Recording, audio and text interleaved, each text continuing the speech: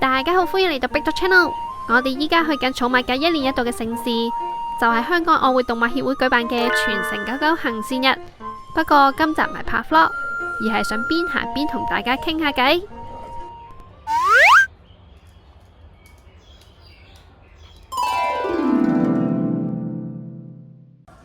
今年狗狗慈善步行嘅起點係沙田新城市廣場，咁啱有笪地方想帶 Taco 去好耐㗎啦，就係 Snoopy World。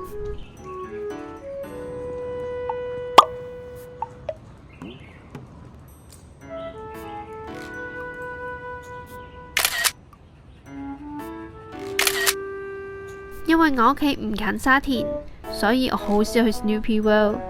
以前細個去嗰陣時，好似有隻船仔坐，唔知而家 Snoopy World 仲有冇呢隻船仔坐呢？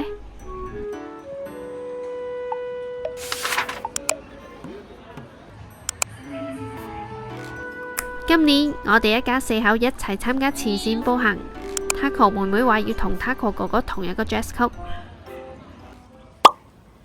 早上9點半開跑啦！步行路線全程大約3.6公里，大約需時60至90分鐘。我哋由沙田新城市廣場行到去沙田馬場。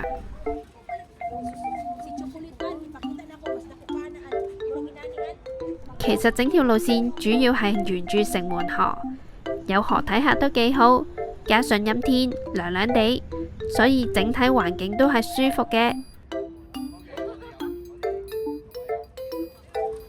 咁我哋邊行邊傾偈啦。今次我想同大家分享嘅內容係關於我經營呢條 YouTube Channel 嘅開心事同 Channel 未來嘅發展方向。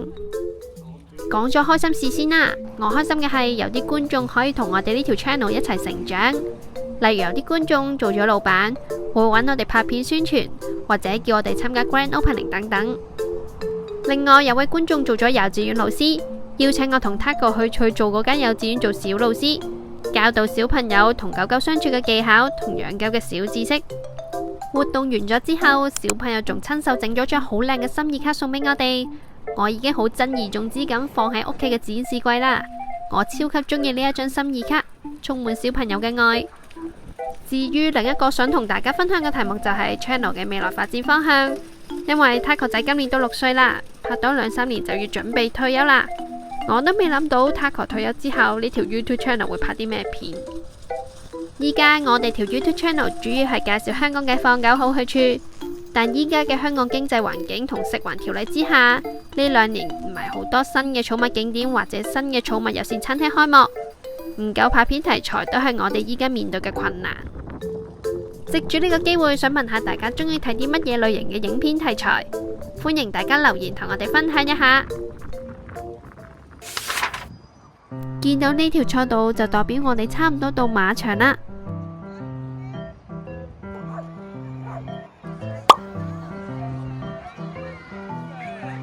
耶！我哋衝過咗終點，完成整個慈善步行活動啦。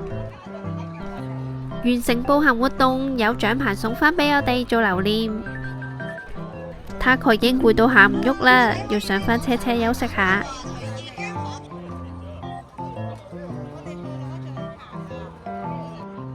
多謝大家對我哋 Big Dog Channel 嘅支持，我哋會繼續努力加油。